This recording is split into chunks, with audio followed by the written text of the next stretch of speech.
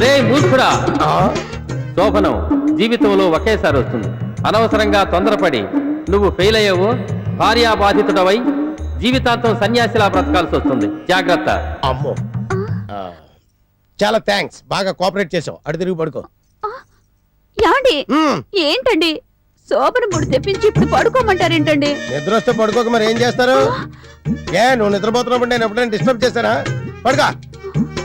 ఏంటండి మీరు పడుకోమంటారు? మనకు పెళ్ళి 5 సంవత్సరాలు అయింది కదా, మీరు ఎప్పుడైనా నన్ను దగ్గరకు తీసుకున్నారా? ఇంతవరకు మనకు ఫస్ట్ నైట్ జరిగిందా? ఫస్ట్ నైట్ అదే పెద్ద కనకారిలాగా. ఫస్ట్ నైట్ ఎప్పుడైనా చేసుకోవచ్చు. ఫస్ట్ నైట్ పేరు మీద ఈ రాత్రి అంతా నిద్ర లేకుండా పోతే రేపు పొద్దున్న డ్యూటీ ఎవరు చేస్తాడు? బాబా డ్యూటీ ఫస్ట్ నైట్ నెక్స్ట్. పడుగా.